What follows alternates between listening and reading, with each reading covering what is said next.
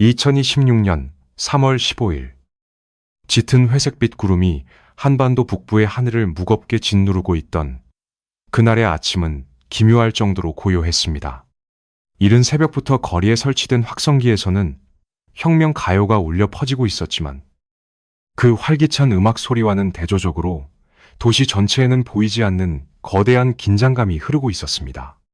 전국의 거리마다 붉은 깃발이 나부끼고 사람들은 가장 좋은 옷을 차려입은 채 무언가에 홀린 듯 일사불란하게 움직였습니다. 그들의 얼굴에는 옅은 미소가 띄워져 있었지만 눈동자 속에는 깊이를 알 수 없는 체념과 복종이 짙게 깔려 있었습니다. 발자국 소리조차 조심스러운 그 침묵의 공간 속에서 오직 종이 한 장이 얇은 틈새로 떨어지는 건조한 마찰음만이 일정한 간격으로 울려 퍼졌습니다. 그것은 바로 북한 최고인민회의 대의원을 선출하는 투표소의 풍경이었습니다. 투표소 밖에서는 축하 무도회가 열리고 화려한 춤사위가 펼쳐졌지만 투표소 안의 공기는 얼음장처럼 차가웠습니다. 반대표라는 선택지 자체가 존재하지 않는 종이표, 100%의 투표율과 100%의 찬성률, 세계 어느 민주주의 국가에서도 상상조차 할 수 없는 이 절대적이고 비현실적인 숫자는 그들에겐 너무나도 당연한 일상이자 거스를 수 없는 절대적인 법이었습니다. 하지만 시계를 단 하루 전으로 되돌려보면 이 숨막히는 고요함과는 정반대의 지옥 같은 풍경이 펼쳐지고 있었습니다. 2026년 3월 14일 고요한 투표소의 침묵을 갈기갈기 찢어발기듯 거대한 폭음이 대지를 뒤흔들었습니다. 차가운 봄바람을 뚫고 붉은 화염이 하늘로 솟구쳤고 600mm 초대형 방사포들이 짐승의 포효 같은 굉음을 내며 창공을 가르고 날아올랐습니다. 매캐한 화약 냄새와 로켓 추진체가 타들어가는 독성이 강한 연기가 주변을 뒤덮었습니다.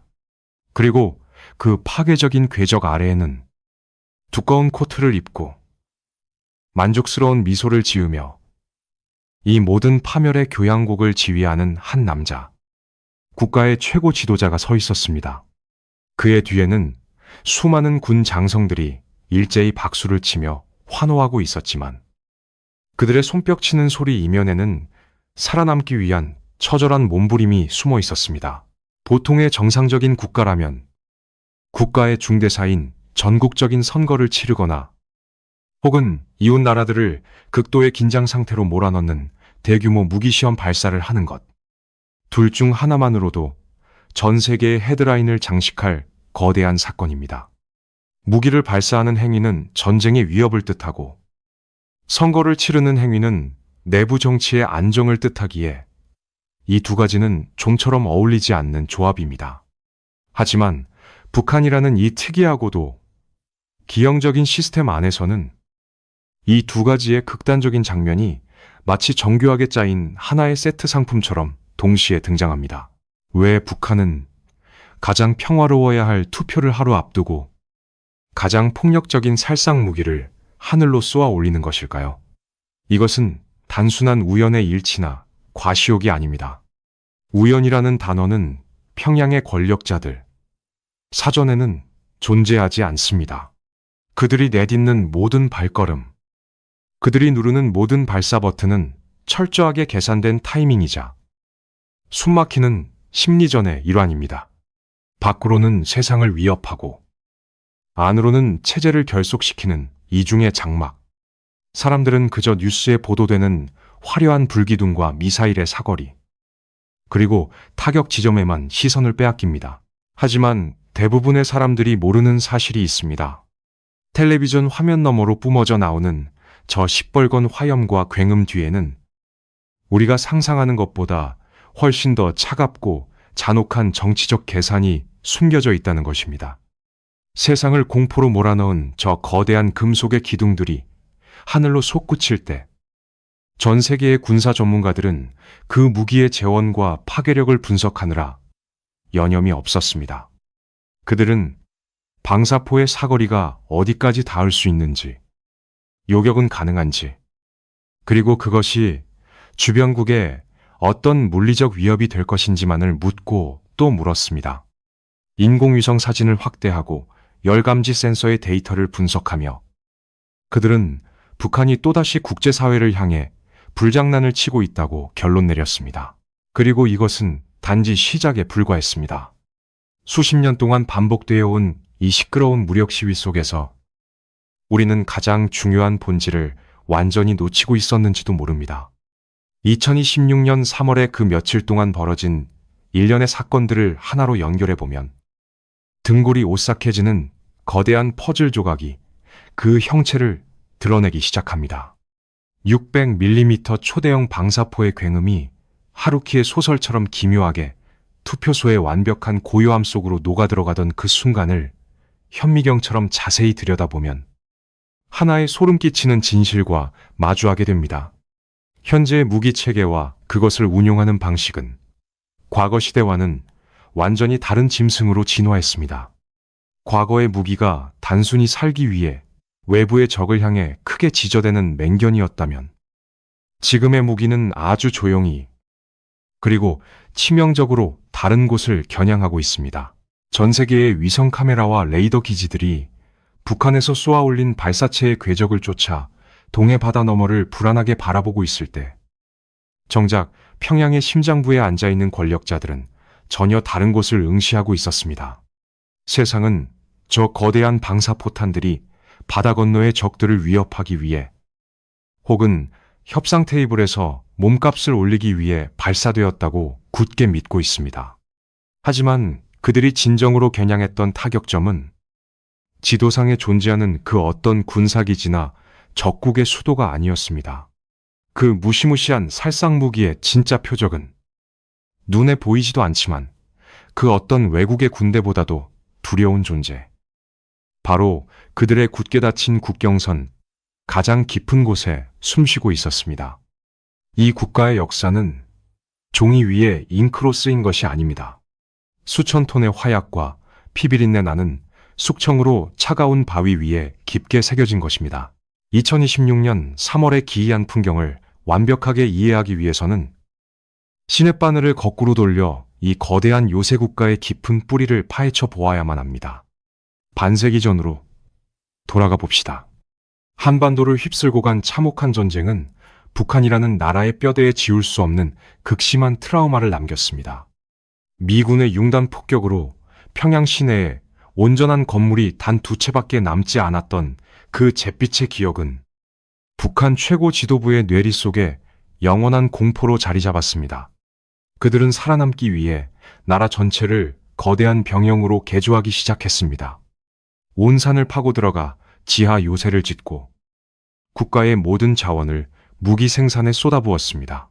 시간이 흘러 1990년대 소련을 비롯한 공산주의 진영이 도미노처럼 붕괴하고 끔찍한 대기근이 온 나라를 덮쳤을 때 이전 세대의 지도자는 선군 정치라는 기형적인 통치 철학을 탄생시켰습니다.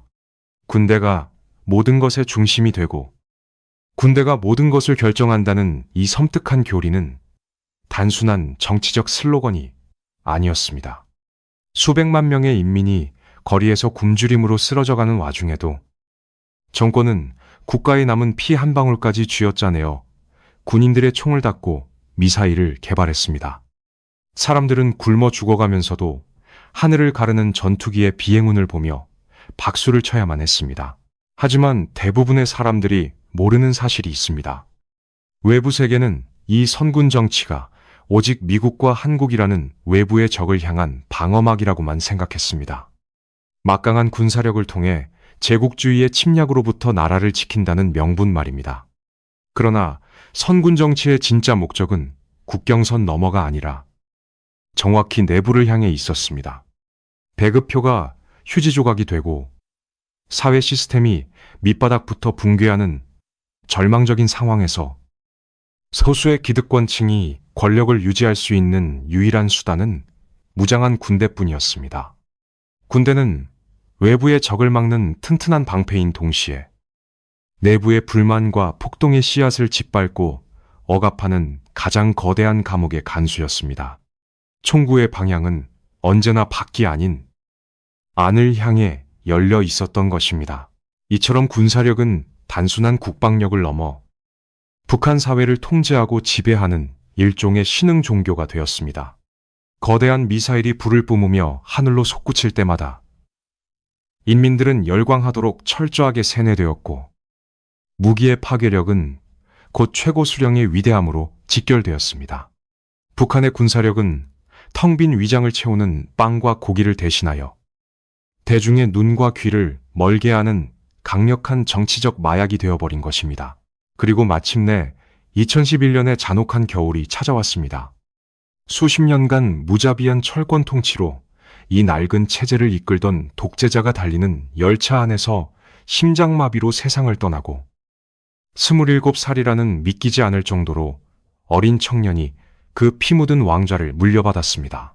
그러나 진짜 이야기는 여기서부터 시작됩니다. 서방 세계의 정보기관들과 유력 언론들은 이 젊은 후계자의 등장에 환호하며 앞다투어 핑크빛 전망을 쏟아냈습니다. 그는 스위스 베른에서 학창시절을 보내며 서구의 자본주의와 자유의 공기를 직접 마셨습니다.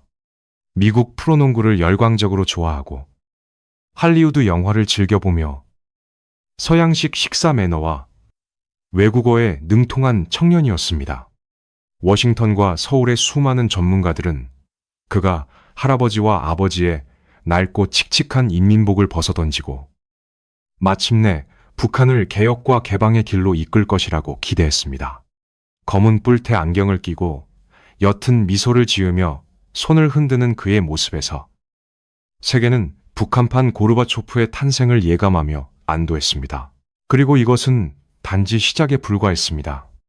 이 젊은 지도자는 집권 초기 마치 서방의 기대에 화답이라도 하듯 평양 시내에 화려한 워터파크와 놀이공원을 짓고 미니스커트를 입은 여성 악단이 서양의 팝송을 연주하는 공연을 관람했습니다.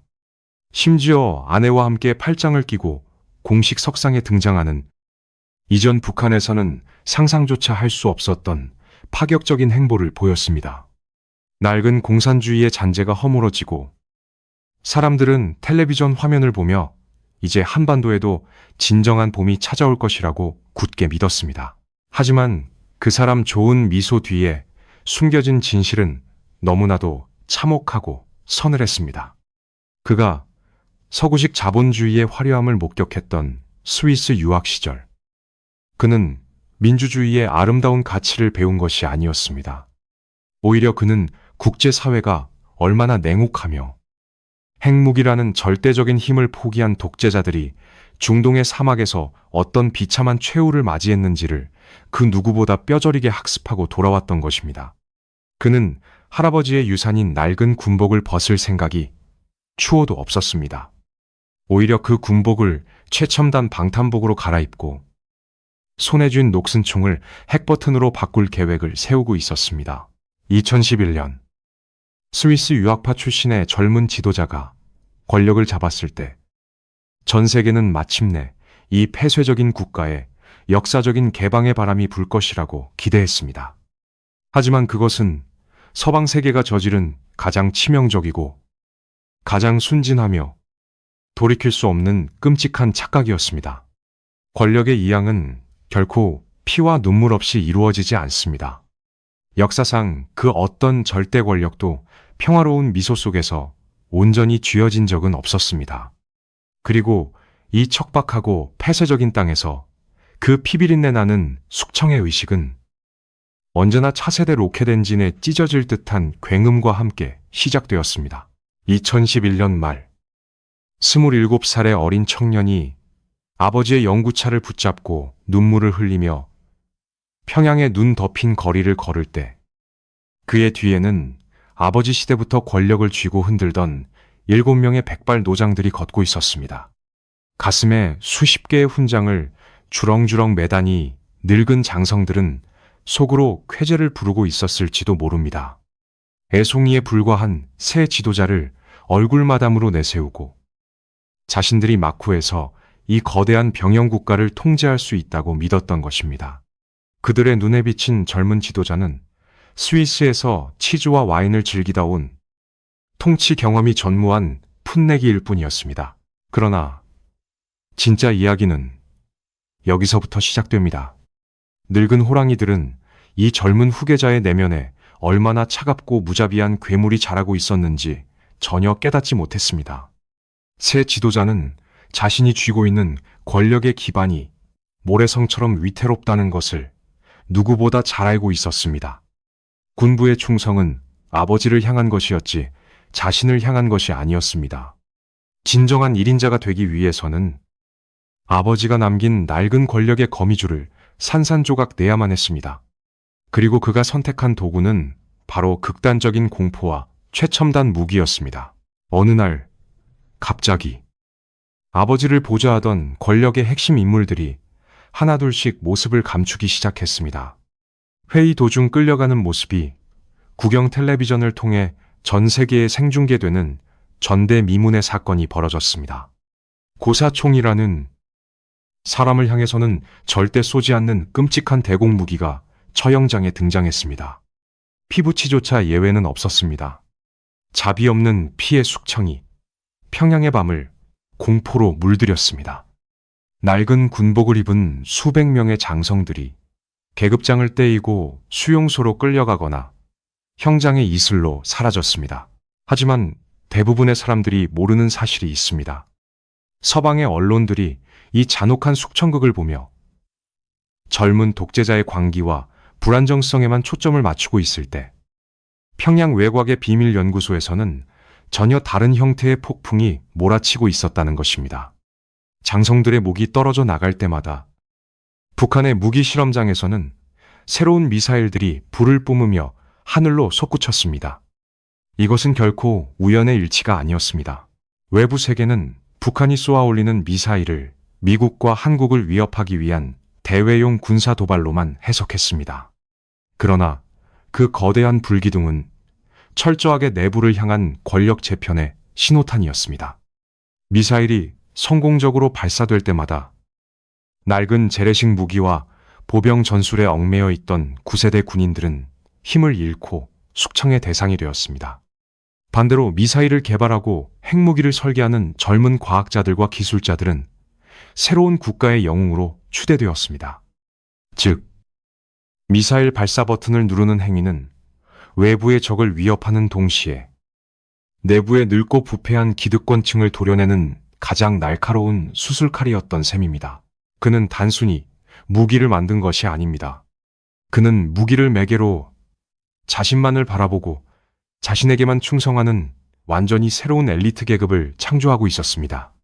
과거의 군대가 수백만 명의 굶주린 보병들로 이루어진 둔탁한 망치였다면 그가 원하는 군대는 핵과 미사일로 무장한 소수 정예의 날카로운 암살자의 검이었습니다. 이 거대한 전환의 과정에서 아버지를 섬기던 구시대 장교들은 살아남을 자리가 없었습니다. 그들은 충성심이 부족해서가 아니라 새로운 시대의 무기를 이해하지 못했기 때문에 잔혹하게 버려졌습니다. 그리고 이것은 단지 시작에 불과했습니다. 권력의 심장부를 완전히 장악한 그는 더욱 대담하고 폭력적인 행보를 이어갔습니다. 연이은 핵실험과 대륙간 탄도미사일 발사는 그가 구시대와의 단절을 완벽하게 끝냈음을 선언하는 거대한 축포와도 같았습니다. 그는 할아버지와 아버지가 물려준 낡은 유훈 정치의 그늘에서 벗어나 오직 자신만의 붉은 제국을 건설하는 데 성공했습니다.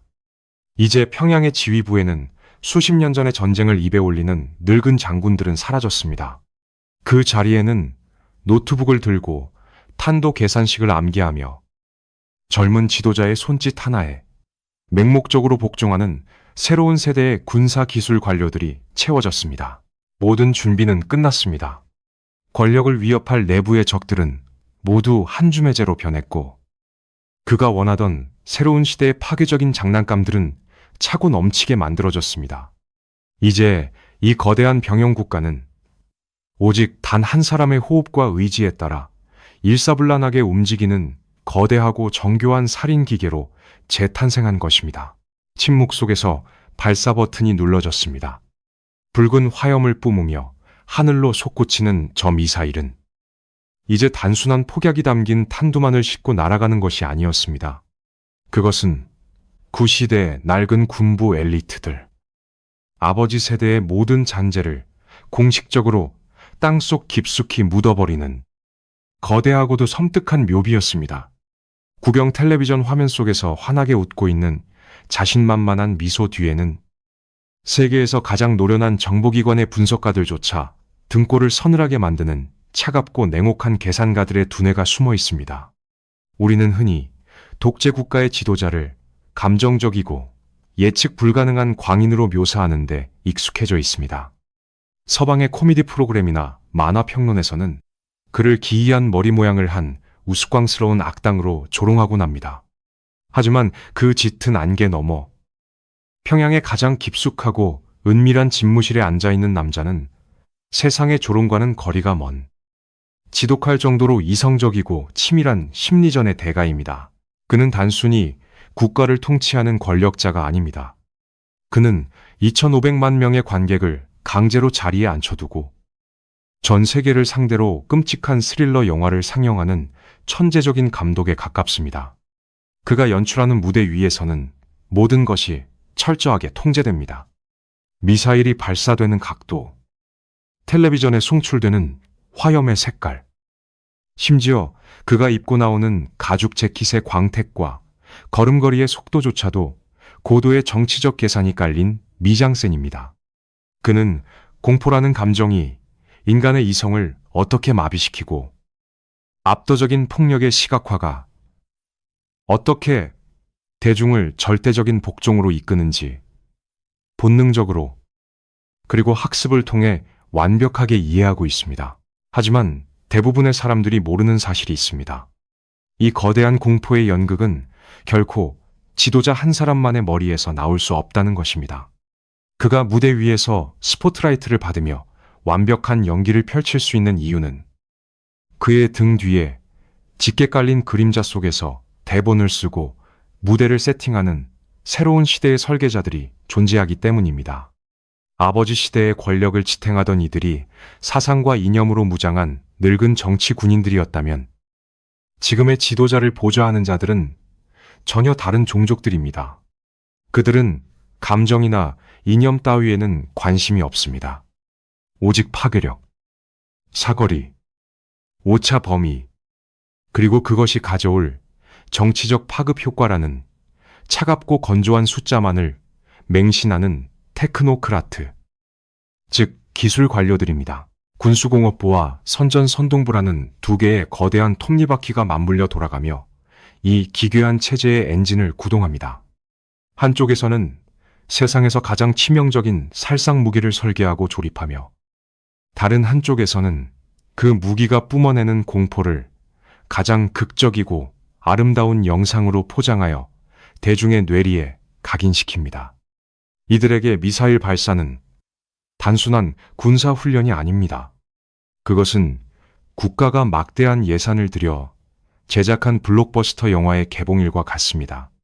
발사 날짜, 날씨, 카메라의 구도, 심지어 발사 성공 후 과학자들과 지도자가 얼싸안고 눈물을 흘리는 장면까지 모든 것이 하나의 완벽한 서사로 기획됩니다. 그러나 진짜 이야기는 여기서부터 시작됩니다. 이 냉혹한 설계자들은 외부 세계가 자신들의 무기를 어떻게 평가하는지 실시간으로 모니터링합니다. 미국과 한국의 군사 전문가들이 위성 사진을 분석하며 혼란에 빠질 때 그들은 평양의 지휘통제실에서 샴페인 잔을 기울이며 다음 단계의 심리전을 준비합니다.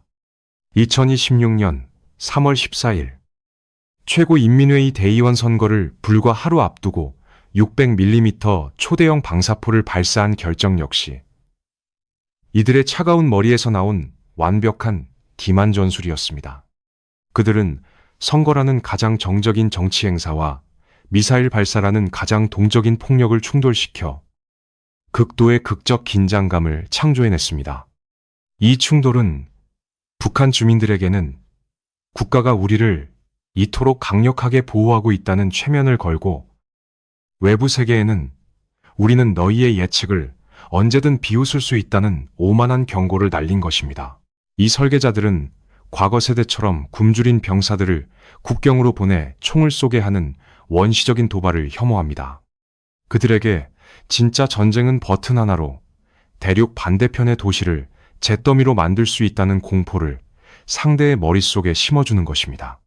피를 흘리지 않고도 적을 마비시키고 총알 한 발 쏘지 않고도 자국민의 절대적인 충성을 얻어내는 것.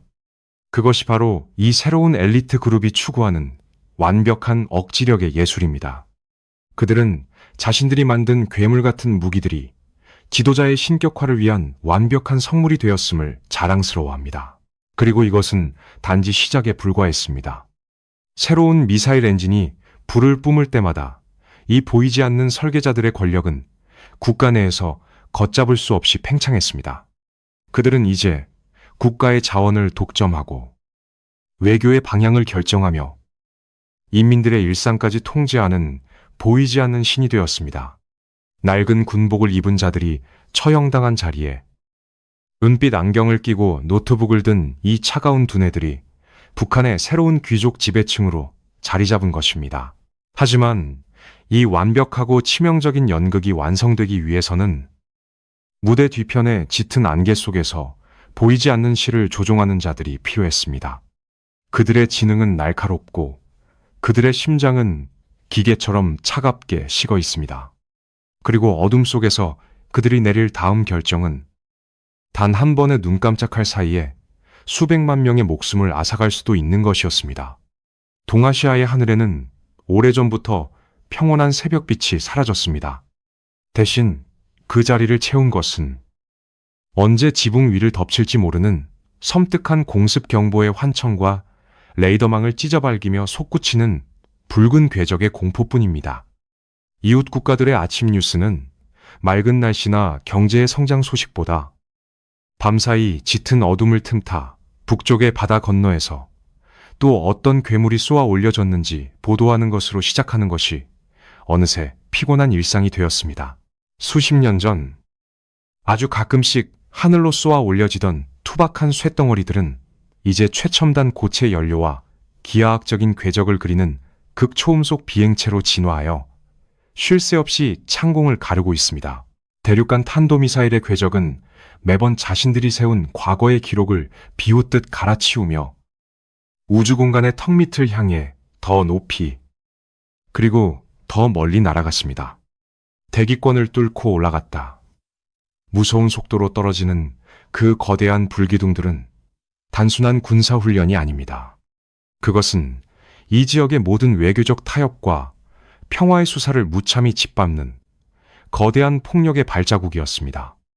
미사일이 한 발씩 솟구칠 때마다 주변국들은 극도의 패닉에 빠졌습니다. 미국과 한국, 일본은 앞다투어 천문학적인 예산을 쏟아부어 미사일 방어망을 촘촘히 짜고 최신형 스텔스 전투기를 사들이며 숨막히는 군비 경쟁의 소용돌이 속으로 빨려 들어갔습니다. 마치 브레이크가 고장난 거대한 폭주 기관차처럼 동아시아 전체가 언제 터질지 모르는 거대한 화약고로 변해가는 끔찍한 연쇄 반응이 일어난 것입니다. 평화는 얇은 유리장처럼 위태로워졌고 사람들의 마음속에는 내일 당장 전쟁이 터져도 이상하지 않다는 짙은 불안감이 독버섯처럼 피어올랐습니다. 하지만 대부분의 사람들이 모르는 사실이 있습니다. 전 세계가 북한의 이 미친 듯한 미사일 릴레이 도발을 보며 이성을 잃은 통제 불능의 국가라고 비난할 때 평양의 지하 벙커에 앉아있는 군사 전략가들은 수백 번의 슈퍼컴퓨터 시뮬레이션을 돌리며 아주 섬세하게 도발의 수위를 조절하고 있었다는 점입니다. 그들은 분노에 눈이 멀어 마구잡이로 버튼을 누른 것이 아닙니다. 그들은 결코 미국 본토나 동맹국의 영토에 직접적인 타격을 가하여 돌이킬 수 없는 전면전을 촉발하는 치명적인 레드라인을 넘지 않았습니다. 그들이 진정으로 노린 것은 물리적인 파괴 그 자체가 아니라 이 극단적이고 폭력적인 상황을 주변국들의 일상으로 만들어버리는 섬뜩한 심리적 마비였습니다. 처음 낯선 미사일이 날아올랐을 때 국제사회는 경악하고 국제기구는 긴급회의를 소집했지만 100번, 200번의 발사가 숨막히게 반복되자 사람들의 신경은 점차 무감각해졌습니다. 북한은 국제사회의 인내심과 분노라는 게이지를 폭발 직전의 한계치까지 끌어올렸다가 살짝 풀어주는 기만 전술을 끝없이 반복하며 어느새 자신들의 불법적인 핵과 미사일 무장을 누구도 건드릴 수 없는 기정사실로 만들어버리는 잔혹한 마법을 부린 것입니다. 그러나 진짜 이야기는 여기서부터 시작됩니다. 세계의 불안한 시선이 워싱턴이나 뉴욕을 타격할 수 있는 거대한 대륙간 탄도미사일의 웅장한 크기에만 압도되어 있을 때 평양의 최고 지도부는 조용히 그러나 매우 치명적인 방향으로 총구의 각도를 내리고 있었습니다. 그들은 태평양 너머의 초강대국을 위협하여 발을 묶어두는 체스판의 말판을 다 짜놓은 뒤 이제 코앞에 있는 진짜 표적들을 향해 날카로운 단검을 갈기 시작했습니다. 그것이 바로 2026년 3월 14일 텅 빈 투표소를 향해 걸어가야 하는 인민들의 등 뒤에서 발사된 600mm 초대형 방사포의 진정한 의미입니다. 이것은 수천 킬로미터를 느릿느릿 날아가는 전시용 전략 무기가 아닙니다. 발사 버튼을 누른 지 단 몇 분 만에 한반도 남쪽의 심장부와 핵심 군사기지들을 흔적도 없이 잿더미로 만들 수 있는 철저하게 계산된 실전용 전술 타격 무기입니다. 레이더가 탐지하기도 전에 떨어지고 방어할 시간도 대피소로 숨을 시간도 주지 않는 이 무자비한 로켓들의 소나기는 기존에 존재하던 모든 전쟁의 규칙과 패러다임을 완전히 뒤엎어버렸습니다. 그리고 이것은 단지 시작에 불과했습니다. 고체 연료를 가득 채우고 거대한 이동식 발사 차량에 실려 험준한 산악지대 곳곳의 동굴 속에 독사처럼 엘리를 틀고 숨어있는 이 괴물들은 과거처럼 액체 연료를 주입하느라 며칠씩 정찰 위성에 노출되던 구형 미사일들과는 차원이 다릅니다. 이들은 언제, 어디서든 기습적으로 튀어나와 붉은 불을 뿜어낼 수 있습니다. 북한은 이제 제국주의의 침략으로부터 나라를 지킨다는 방어와 억제라는 수동적인 거짓 명분을 미련 없이 집어 던졌습니다. 그들은 필요하다면 혹은 자신들의 체제가 아주 조금이라도 위협받는다고 느낀다면 언제든 먼저 적의 목을 치겠다는 선제 타격의 야욕을 법으로 명문화하고 노골적으로 드러냈습니다. 동아시아의 우울한 밤하늘을 수놓는 저 화려하고 파괴적인 불꽃놀이는 그들의 군사력이 마침내 누구도 범접할 수 없는 완성 단계에 이르렀음을 선포하는 끔찍한 피해 대관식이었습니다. 국영 매체들은 하늘을 찌를 듯한 자부심으로 이 위대한 군사적 업적을 밤낮 없이 찬양했고 텔레비전 화면 속의 젊은 지도자는 검은 가죽 코트를 입고 만족스러운 웃음을 지으며 우렁찬 박수를 쳤습니다. 겉으로 보기에 북한의 무력 시위는 그 어느 때보다 완벽하고 통제되었으며 주변국들을 압도하는 힘의 과시였습니다. 그들은 자신들이 만들어낸 이 무시무시한 철옹성 안에서 영원히 안전할 것이라고 믿어 의심치 않았습니다. 하지만 그토록 눈부시게 폭력적이고 틈이 없어 보이는 화려한 장막 뒤에서는 아무도 상상하지 못했던 비극이 잉태되고 있었습니다. 그들이 하늘을 향해 쏘아올린 막대한 부하, 그들이 인민들의 마음속에 강제로 주입한 공포의 무게를 이기지 못한 채 체제의 가장 깊고 어두운 집안에서부터 소리 없이 치명적인 균열이 피를 흘리며 번져가고 있었던 것입니다. 수백만 명을 먹여 살릴 수 있는 돈, 하나의 거대한 이동식 발사대를 만들고 최첨단 유도장치를 달아 거대한 미사일에 불을 붙여 하늘로 쏘아 올리는 데 들어가는 천문학적인 비용이면 굶주림에 허덕이는 북한 지방의 중소도시 전체를 몇 달 동안 배불리 먹여 살릴 수 있습니다. 경제 제재와 굳게 닫힌 국경선 때문에 낡은 공장들의 굴뚝에서는 연기가 멈춘 지 오래고 인민들의 유일한 생명줄인 장마당의 경제마저 꽁꽁 얼어붙었습니다. 그런데 왜 그들은 이토록 가혹한 현실 속에서 그 막대한 불을 텅 빈 허공에 대고 흔적도 없이 불태워버리는 미친 짓을 반복하는 것일까요? 2026년 3월 14일 전국적인 투표를 단 하루 앞두고 벌어진 600mm 초대형 방사포의 발사는 외부 세계의 정상적인 상식으로는 도저히 납득할 수 없는 기행이었습니다. 선거라는 것은 본디 인민들의 팍팍한 삶을 어루만지고 더 나은 내일을 약속하는 정치적인 축제여야 마땅합니다. 낡고 굶주린 이 병영국가의 지도자가 인민들 앞에서 마땅히 내놓아야 할 선거 공약은 하늘을 나는 쇳덩어리가 아니라 따뜻한 밥 한 그릇과 무너진 경제를 살리겠다는 희망이어야 했습니다. 하지만 대부분의 사람들이 모르는 사실이 있습니다. 평양의 심장부에 앉아있는 엘리트들이 작동시키는 국가 통치의 논리는 우리가 아는 상식이나 자본주의의 계산법과는 완전히 다른 궤도를 달립니다. 그들에게 인민의 가난과 배고픔은 국가가 시급히 해결해야 할 치명적인 위기가 아니라 오히려 독재 체제를 유지하는데 아주 유용하고 부리기 쉬운 통제 수단일 뿐입니다. 배가 부르고 삶이 여유로운 인민은 외부 세계에 눈을 돌리고 정치적 자유와 권리를 요구하기 시작하지만 매일 하루하루 짐승처럼 생존을 위해 발버둥 쳐야 하는 굶주린 인민은 오직 국가에 통제된 배급망과 지도자의 변덕스러운 자비만을 무기력하게 쳐다보게 되기 때문입니다. 무기를 개발하고 미사일을 쏘아 올리는 데 들어가는 그 엄청난 달러는 지하시장의 밀수와 불법 해킹, 그리고 해외로 파견된 노동자들의 피땀을 무자비하게 쥐어짜내어 조성된 검은 돈입니다. 그들은 주민들의 등골을 빼내어 하늘로 쏘아 올리면서도 그것을 역으로 조국이 제국주의로부터 인민의 생명을 보호해주는 위대한 은혜라고 포장하는 기막힌 심리 조작을 자행하고 있습니다.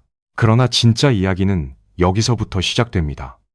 2026년 3월에 그 고요하고도 폭력적이었던 며칠 동안 북한 지도부가 600mm 방사포를 동시다발적으로 쏘아올린 진짜 이유는 바로 다음날 치러질 최고인민회의 대의원 선거라는 정치적 이벤트 그 자체에 숨어 있었습니다. 전 세계의 민주주의 국가에서 정치인들은 선거철이 다가오면 엄청난 돈을 들여 도심 곳곳에 광고판을 세우고 텔레비전 토론에 나가 얼굴을 알리며 화려하고 시끄러운 유세 차량을 동원해 유권자들에게 지지를 호소합니다. 북한의 권력자들에게는 그 수백억 원짜리 방사포와 대륙간 탄도미사일이 바로 세계에서 가장 비싸고 가장 압도적이며 가장 폭력적인 선거 유세 차량이었던 것입니다. 투표소로 향하는 인민들의 머리 위로 고막을 찢는 듯한 폭음을 내며 날아가는 미사일은 이 거대하고 위대한 무기를 보라. 위대한 당과 수령이 아니면 도대체 누가 저 악랄한 미제 승냥이들의 위협으로부터 너희의 목숨을 지켜주겠는가? 라고 외치는 거대하고도 섬뜩한 무언의 메가폰과 같았습니다. 그리고 이것은 단지 시작에 불과했습니다. 이 핏빛 화려한 불꽃놀이가 끝난 직후 투표를 준비하는 국가보위부와 사회 안전성의 감시망은 숨막히는 그물코를 일상 속으로 더욱 촘촘하게 조여 들어갑니다. 최고 지도자가 직접 참관한 거대한 무력 시위로 인해 조성된 극도의 전쟁 공포는 인민들 사이에서 오고 갈 수 있는 아주 작은 사적인 대화나 불만 섞인 한숨조차 단숨에 얼어붙게 만듭니다. 조국이 당장 내일이라도 불바다가 될 수 있는 전시 상황에 처해 있다는 이 인위적이고도 익숙한 최면술은 가난과 배고픔에 대한 인민들의 불평불만을 순식간에 국가에 대한 반역죄로 둔갑시키는 강력한 흑마술입니다. 선거 당일 차갑고 엄숙한 투표소에 들어선 인민들은 100% 찬성표가 담긴 종이를 투표함에 넣는 것 외에는 자신들에게 허락된 다른 선택지가 세상 어디에도 존재하지 않는다는 것을 뼛속 깊이 깨닫습니다. 그들의 귓가에는 아직도 어제 하루 종일 하늘을 찢어발기던 초대형 방사포의 굉음이 생생하고도 끔찍하게 맴돌고 있기 때문입니다. 극단적인 공포는 인간의 이성을 하얗게 마비시키고 압도적이고 일방적인 폭력 앞에서는 침묵과 순응만이 인간이 선택할 수 있는 유일한 생존 방식이 됩니다.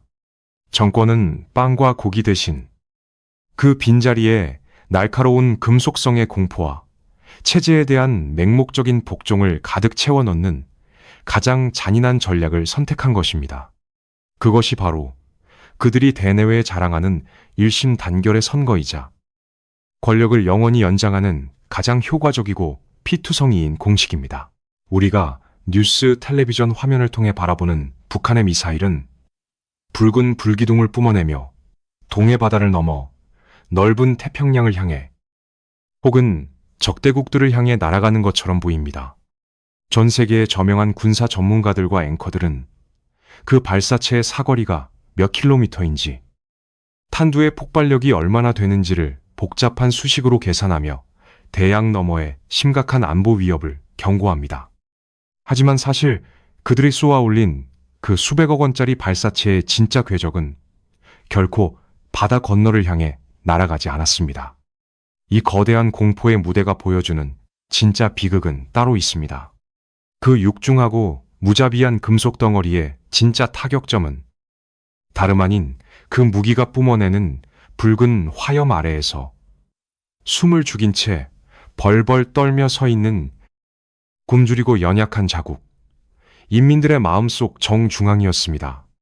수십 년 동안 국제사회는 북한 관영 매체들이 매일같이 쏟아내는 불바다라는 단어를 그저 요란한 빈수레로 여겨왔습니다. 낡은 마이크 앞에서 아나운서가 핏대를 세우며 외치는 저주 섞인 성명서들은 가난한 독재 국가가 강대국들의 관심을 끌기 위해 벌이는 과장된 몸짓에 불과하다고 믿었습니다. 협상 테이블에 앉기 전 몸값을 최대한 끌어올리기 위한 외교적 벼랑 끝 전술. 그것이 서방 세계가 북한의 위협을 해석하는 오래되고 안일한 공식이었습니다. 하지만 2016년의 봄, 그 낡은 공식은 산산조각이 났습니다. 신문의 활자로만 존재하던 공허한 위협의 시대는 완전히 끝났습니다.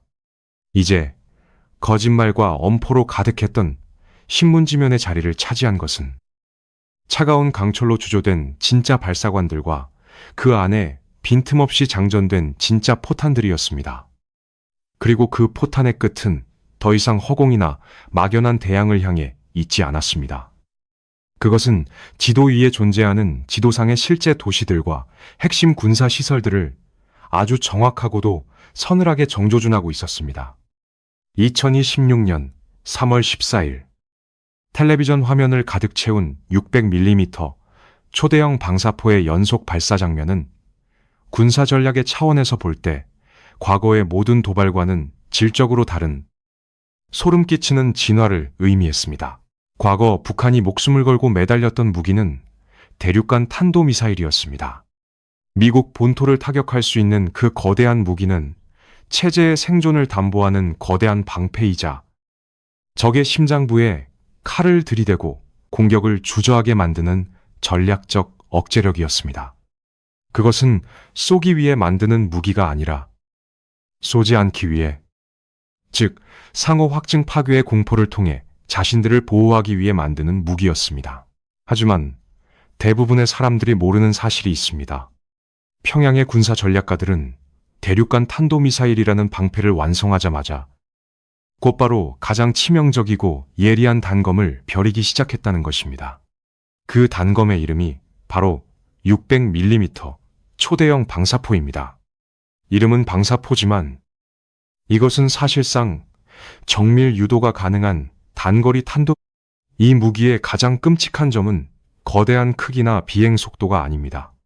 바로 여러 발의 미사일을 아주 짧은 시간 간격으로 섞어서 쏠 수 있다는 점입니다. 방패를 든 적이 숨을 고를 틈도 주지 않고 하늘에서 쏟아지는 강철의 비처럼 수십 발의 미사일이 동시다발적으로 쏟아져 내립니다. 한반도 남쪽을 방어하는 최첨단 요격 체계들은 한두 발의 미사일은 막아낼 수 있을지 모르지만 벌떼처럼 달려드는 초대형 방사포의 연속적인 궤적 앞에서는 그 시스템의 연산 능력이 마비되고 맙니다. 방어망을 교란하고 뚫어내는 완벽한 창. 북한은 이제 자신들을 공격하면 반격하겠다는 수동적인 억제 단계를 넘어섰습니다. 언제든 마음만 먹으면 상대의 방어망을 무력화시키고 치명적인 타격을 가할 수 있는 무자비한 선제 공격의 능력을 손에 넣은 것입니다. 그러나 진짜 이야기는 여기서부터 시작됩니다. 이 최첨단 단검의 끝에는 일반적인 화약이 아니라 상상조차 하기 싫은 절대적인 파멸의 씨앗이 달려 있습니다. 북한 지도부는 이 600mm 방사포에 전술 핵탄두를 탑재할 수 있다고 공공연하게 선언했습니다. 과거에는 도시 하나를 통째로 날려버릴 수 있는 거대한 전략 핵무기만 존재했다면 이제는 특정 비행장이나 항구 혹은 군사 지휘부만을 정밀하게 타격하여 가루로 만들어버릴 수 있는 소형화된 전술 핵무기가 실전 배치된 것입니다. 이것은 전쟁의 규칙이 근본적으로 뒤바뀌었음을 의미합니다. 과거 한반도의 군사적 긴장은 재래식 포병 전력이 서울을 인질로 잡고 있다는 공포에 기반했습니다. 그러나 이제는 언제 어디서 날아올지 모르는 이동식 발사대에서 방어망을 찢어버리며 날아오는 전술 핵무기가 한반도 전역을 즉각적인 죽음의 그림자 아래로 몰아넣었습니다. 최고 지도자는 이 전술 핵무기의 사용 권한을 일선 부대에 위임하는 듯한 군사 교리까지 채택하며 핵무기의 문턱을 섬뜩할 정도로 낮추어 버렸습니다. 체제가 조금이라도 위협을 받는다고 판단되는 그 순간 망설임 없이 핵우주를 열고 선제 타격을 가하겠다는 법적인 장치마저 완성한 것입니다. 그리고 이것은 단지 시작에 불과했습니다. 2026년 3월 화염을 뿜으며 하늘을 가르는 방사포의 궤적을 분석하던 전 세계의 군사 전문가들은 등줄기를 타고 흐르는 식은땀을 닦아내야만 했습니다. 그들은 북한이 보여준 발사 간격과 명중률, 그리고 발사체의 비행 궤적이 더 이상 실험이나 훈련의 수준이 아님을 깨달았습니다. 그것은 언제든 당장 오늘 밤이라도 실전에 투입되어 적의 숨통을 끊어놓을 수 있는 완벽한 살인기계의 시운전이었습니다. 수십 년 동안 국제사회는 평양의 권력자들이 굶주림을 해결하고 경제 제재를 풀기 위해 혹은 체제의 안전을 보장받기 위한 거대한 협상용 카드로 이 무기들을 개발해왔다고 믿어왔습니다. 그래서 언젠가는 외교적인 타협을 통해 저 끔찍한 무기들을 내려놓게 만들 수 있을 것이라는 희망의 끈을 놓지 않았습니다. 하지만 그 모든 기대와 분석이 치명적인 오판이었음이 뼈저리게 드러났습니다. 전 세계는 경악 속에서 하나의 참혹한 진실을 마주하게 되었습니다. 그들이 이토록 집요하게 모든 것을 걸고 벼려온 이 거대한 무기고의 진짜 목적은 애초부터 협상 테이블을 위한 것이 아니었습니다. 그것은 국제사회의 그 누구도 감히 입에 올리기조차 두려워했던 세상에서 가장 잔혹하고 철저하게 계산된 피해 시나리오를 완성하기 위한 마지막 퍼즐 조각이었습니다. 2026년 3월 14일 잿빛 하늘 아래 굳게 얼어붙은 대지가 갑자기 무언가 거대한 힘에 짓눌린 듯 미세하게 떨리기 시작했습니다. 평양에서 멀리 떨어진 어느 해안가의 인적 없는 발사장. 무거운 정적이 흐르던 그곳은 순식간에 지옥의 문턱처럼 변했습니다. 거대한 위장막이 걷히고 육중한 군용 트럭의 차체를 개조한 이동식 발사대들이 마치 사냥감을 노리는 거대한 강철 맹수처럼 모습을 드러냈습니다. 하늘을 향해 비스듬히 세워진 4개의 거대한 원통형 발사관들은 마치 먹이를 삼키기 직전의 아가리처럼 검게 입을 벌리고 있었습니다. 그 현장의 가장 높은 곳에 마련된 관람대에는 두꺼운 검은색 가죽 코트를 입은 한 남자가 서 있었습니다. 최고 지도자 김정은은 한 손에는 담배를 든 채 여유로운 표정으로 눈앞의 발사대들을 내려다보고 있었습니다. 그의 주변에는 수십 명의 군 장성들이 잔뜩 긴장한 얼굴로 일렬로 도열해 있었고 그들의 가슴에 달린 수많은 훈장들은 차가운 바람에 흔들리며 미세한 금소금을 냈습니다. 지도자의 입가에 옅은 미소가 번지는 순간 모든 준비가 끝났음을 알리는 짧고 날카로운 신호음이 통제소에 울려 퍼졌습니다. 그리고 카운트다운은 없었습니다. 갑자기 천지를 뒤흔드는 고막을 찢을 듯한 폭음과 함께 600mm 초대형 방사포의 첫 번째 발사관에서 시뻘건 화염이 폭발하듯 뿜어져 나왔습니다. 마치 거대한 용암이 분출하는 것처럼 압도적인 불기둥이 지면을 내리치며 솟구쳤고, 그 엄청난 충격파에 흙먼지가 회오리처럼 일어 주변을 순식간에 집어삼켰습니다.